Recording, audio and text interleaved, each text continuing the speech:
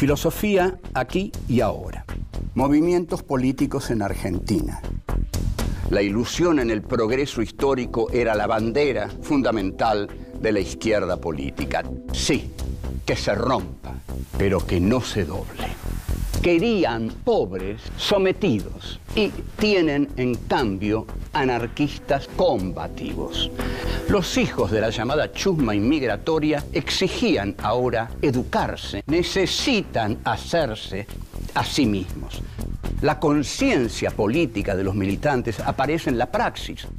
Eva Perón es una construcción de Eva Perón. El tercer mundo es el que iba a encabezar la lucha contra la opresión. Cortar de un solo tajo la cabeza de la víbora marxista. Que vengan los capitales de todo el mundo sin condiciones de ningún tipo. Develar cómo fueron los movimientos políticos que dieron forma a este país que hoy tenemos.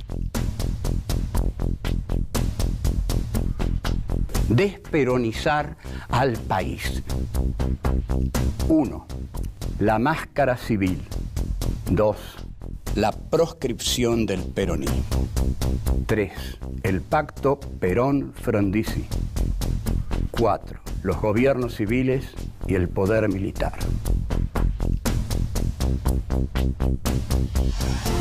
La máscara civil.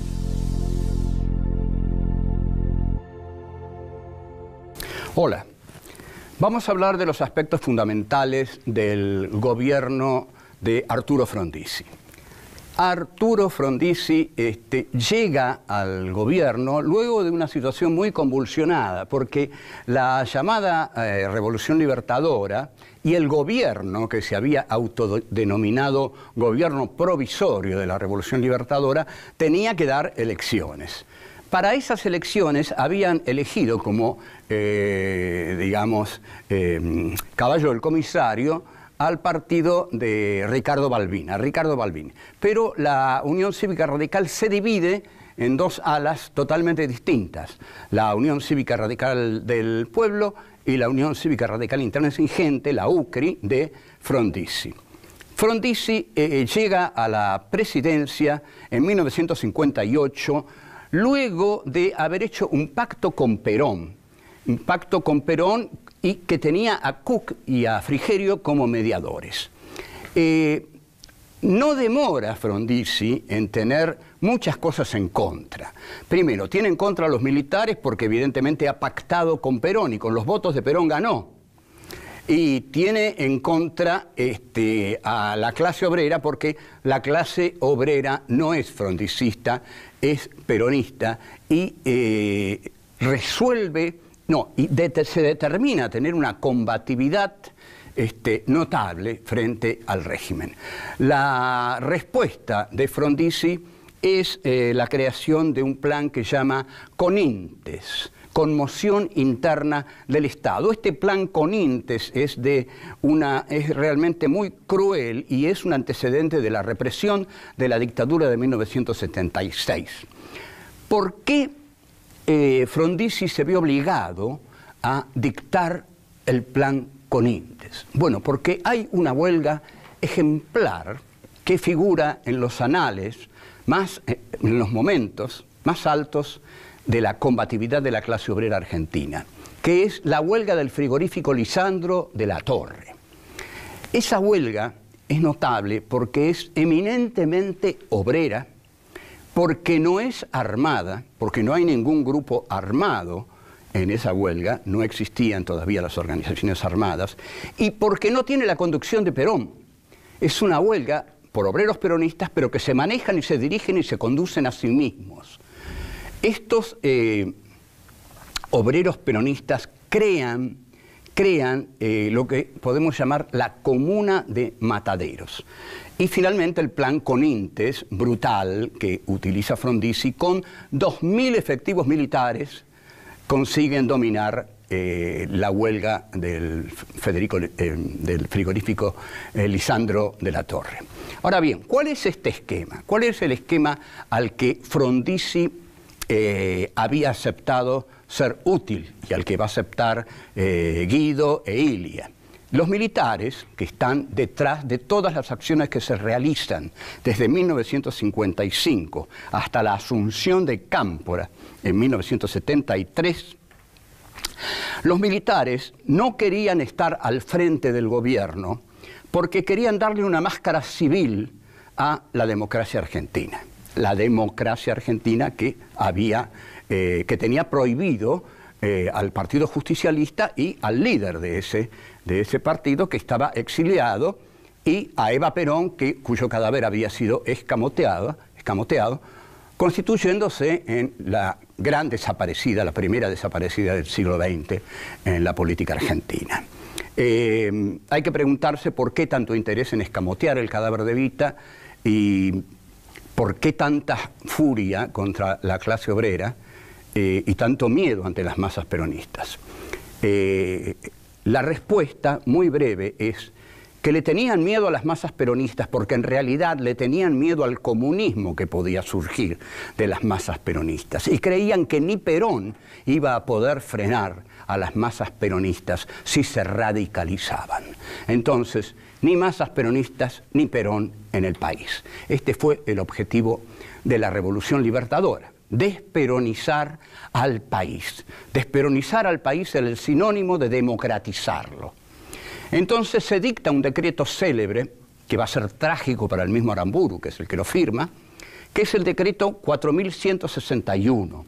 Prohíbe nombrar a Perón, nombrar a Eva Perón, pasar la marcha los muchachos peronistas, pasar la marcha Evita Capitana, proscribe a las conducciones sindicales, proscribe al Partido Justicialista, por supuesto, proscribe todo aquello que tenga tufillo a peronismo. El peronismo está absolutamente proscripto de la sociedad democrática argentina, que igual se pretende democrática porque conceptualiza al peronismo como movimiento tiránico nacional socialista. Entonces, tanto la izquierda como la derecha coinciden en que hay que desperonizar al país. Vamos a explicar por qué. Para la izquierda, el peronismo es un movimiento populista que frena la revolución socialista. El peronismo es un colchón entre ellos, que son los socialistas, y la clase obrera, que tiene que hacer la revolución socialista. Entonces, ese colchón populista hay que eliminarlo para que la clase obrera se encuentre con su verdadera ideología. Su verdadera ideología es la ideología del socialismo revolucionario, no la ideología del populismo peronista. Por eso, para la izquierda, también, como para la derecha, hay que desperonizar al país, aunque por motivos revolucionarios. Volvemos. 2. La proscripción del peronismo. El golpe de 1955 es un típico golpe militar que se hace para responder a los intereses oligárquicos, fundamentalmente. Ahí, otra vez como en el 30, la oligarquía cuenta con su brazo armado, el ejército. Ahora, en ese momento, el ejército responde a los intereses de la oligarquía y de los dueños de las finanzas. Al prohibir al Partido Justicialista, la llamada Revolución Libertadora convoca a elecciones. Entonces, bueno, ahí es donde Frondizi, a quien llaman Maquiavelo, pobre Maquiavelo, pero bueno, lo llaman Maquiavelo porque la interpretación esa del maquiavelismo, ¿no? Que Maquiavelo era un tipo sinuoso que aconsejaba hacer una cosa y aconsejaba otra. Entonces dicen que Frondizi es tan hábil como Maquiavelo. A mí no me pareció tanto, pero bueno, digamos, eso le dicen a Frondizi. Ahora, ¿por qué todos los partidos políticos argentinos siguen la línea de la Revolución Libertadora? ¿Por qué todos aceptan la democracia fraudulenta? ¿Por qué todos aceptan vivir en una sociedad en la cual el partido mayoritario está prohibido? La mujer del general Perón está escamoteada, desaparecida. Perón está exiliado. Bueno, la Revolución Libertadora hace 1001 cosas para convencer a las masas de que el gobierno peronista fue un gobierno nacional socialista, corrupto, infinitamente corrupto. Se hicieron exhibiciones de las joyas de Evita, de los autos de Perón, y había un canasto que decía, tire aquí su carnet de afiliación al Partido Justicialista. Luego que uno salía de ver todas las cosas de la corrupción peronista, lógico, salía y tiraba ahí su carnet y se iba feliz. Ahora, decían que el peronismo había significado falta de libertad, persecución, etc. Nadie niega que el peronismo hizo sus cosas. Ahora, todo eso fue tremendamente exagerado por películas como Después del silencio, Los torturados, una propaganda pero realmente agobiante. Pero la clase obrera seguía siendo peronista. ¿Cómo desperonizar a este país? ¿Cómo hacerles entender a esos negros que el peronismo fue el nazifascismo en la Argentina? Entonces esto desesperanzaba cada vez más a los señores bien, a la oligarquía y a los militares. Desde 1955, la Argentina ingresa al Fondo Monetario Internacional. O sea, cae el gobierno de Perón y los libertadores nos unen al Fondo Monetario Internacional. ¿Por qué? Porque la oligarquía vuelve al poder. Eugenio Blanco es el ministro de Hacienda, da un discurso extraordinario, en el cual dice, tenemos que volver a los tiempos de nuestros padres y nuestros abuelos. Y aquí recordemos cuando hablé tanto de la bastardía de Evita. Este señor Eugenio Blanco puede decir, volvamos a los tiempos de nuestros padres y nuestros abuelos, porque los padres y los abuelos del señor Eugenio Blanco eran los dueños de la Argentina.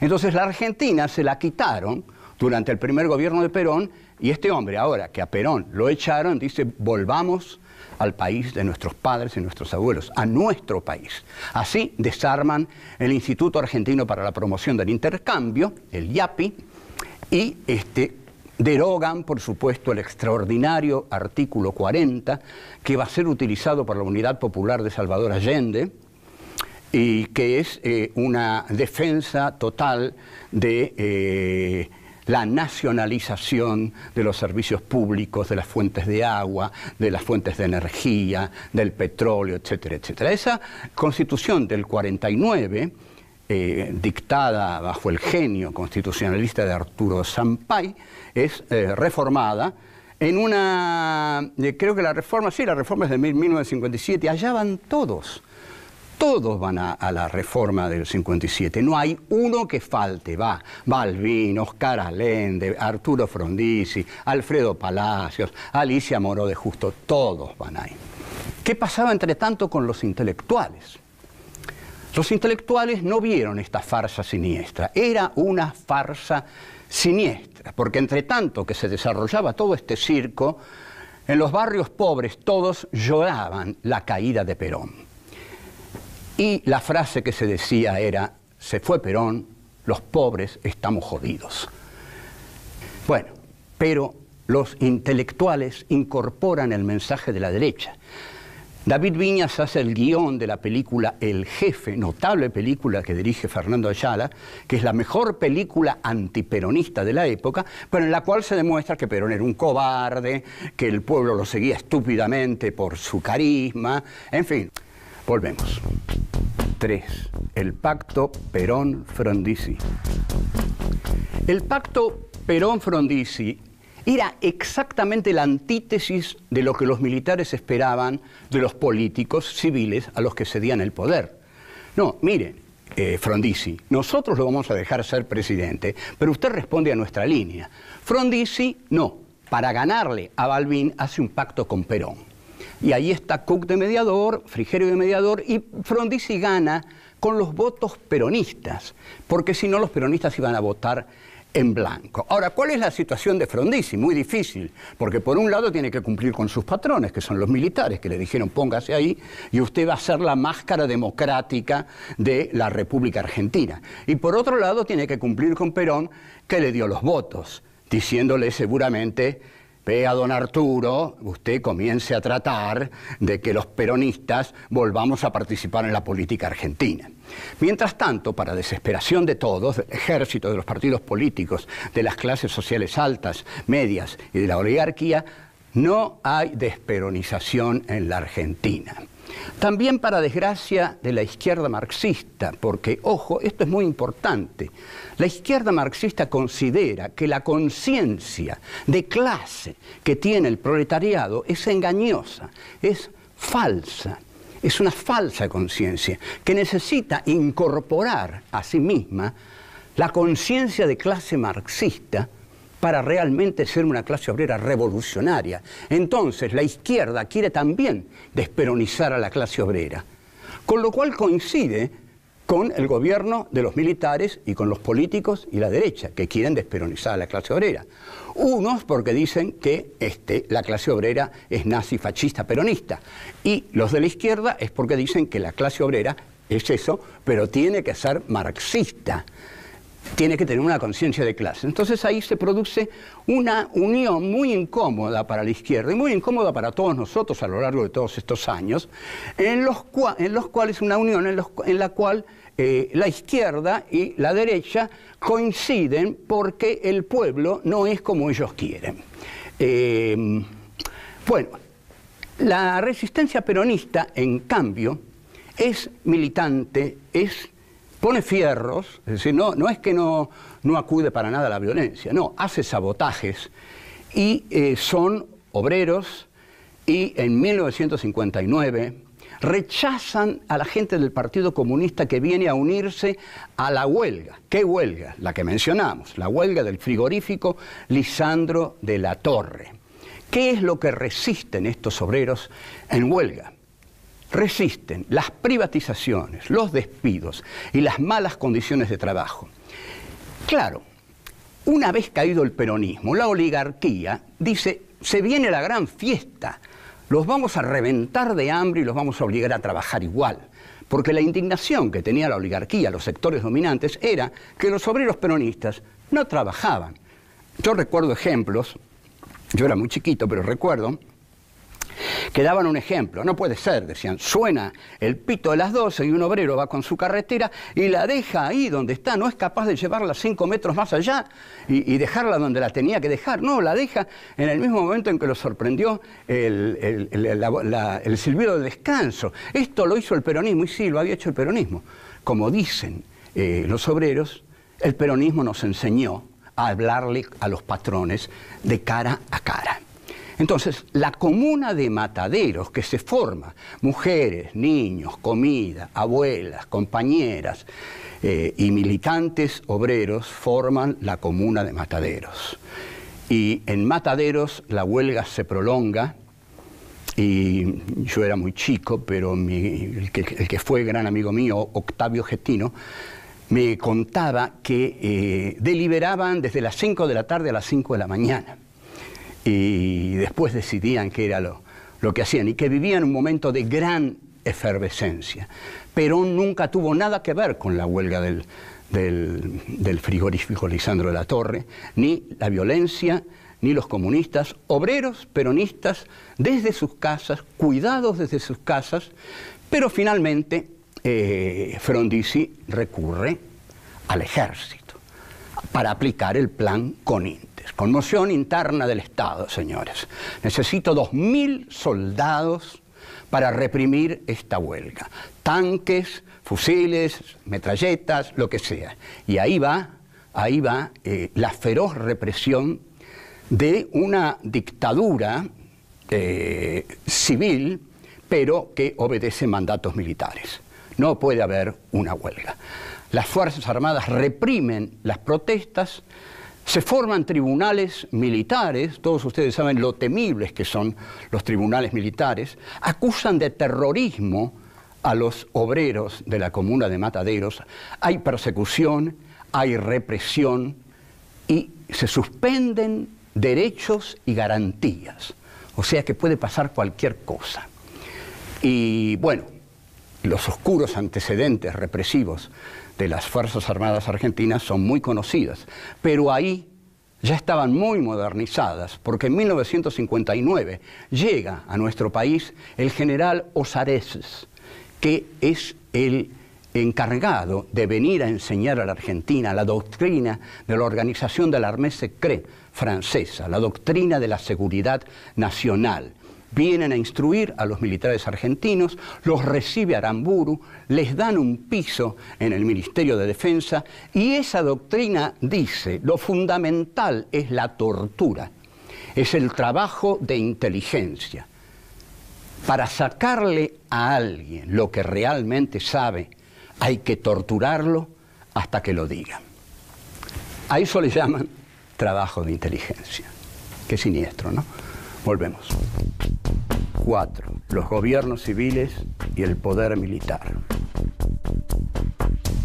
En suma, que el pacto Perón-Frondizi no le funciona a Frondizi, porque los obreros no lo apoyan a Frondizi, siguen apoyándolo a Perón, siguen siendo peronistas.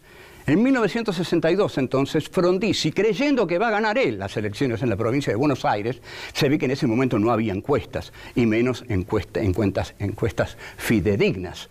Frondizi permite que se presente el peronismo a elecciones en 1962. Los radicales son los principales contendientes de este peronismo, pero resulta que el peronismo gana en 10 de los 14 distritos, o sea, arrasa.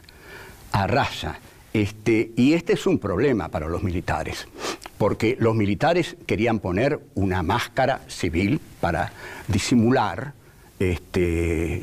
la presencia ostensible del militarismo en la política argentina, que la tornaba antidemocrática. El que gana las elecciones es Andrés Framini, un gran cuadro sindical, va a tomar la gobernación de la provincia de Buenos Aires y lo ponen preso, señores. Si usted le cuenta esto a alguien de afuera, no lo va a creer tan fácilmente. ¿En serio lo ponen preso? ¿Había ganado las elecciones? Sí, señor, así es la Argentina. Lo ponen preso. Esa es la democracia que vivió mi generación, por ejemplo. Entonces, se establece una enorme tensión entre Frondizi y los militares. Además, Frondizi lo había recibido al Che Guevara, cosa muy inadecuada para los militares argentinos, que deciden derrocarlo. No les sirve más, ni como máscara democrática, ni, evidentemente, ni como desperonizador de la sociedad. La contradicción del gobierno de Frondizi va a ser la contradicción de todos los gobiernos civiles que actúan hasta la llegada finalmente de la democracia con el gobierno de Héctor J. Cámpora. Por un lado, esos gobiernos, como el de Ilia también, deben responder a los militares. Pero por otro lado, esos políticos consideran que tienen que hacer su propio proyecto político también, lo que los lleva a diferenciarse de las ambiciones de los militares.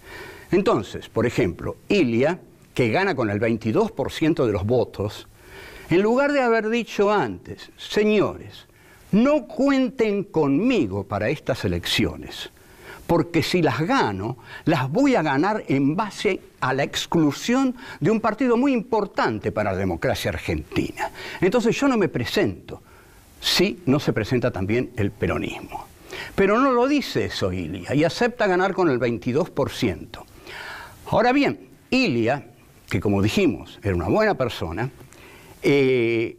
sigue al frente del gobierno, pero claro, ¿qué clase de democracia es esta? Además, en 1964 Perón vuelve al país y el ministro de Relaciones Exteriores de Ilia lo detiene, lo hace detener en el aeropuerto de El Galeao. Perón pudo haber vuelto en 1964 y creo que se hubieran salvado muchísimas vidas si Perón volvía en 1964. Pero no, el gobierno de Ilia lo detiene. Entonces, los militares siguen no dispuestos a integrar a Perón a la política argentina. Se va creando una sociedad, digamos, anómala, por completo anormal. Digamos, el líder de las masas mayoritarias está en el exterior. y dicen las masas que va a volver en un avión negro. Hasta tal punto llega el mito de la espera, ¿no? No hay nada más grande que lo prohibido.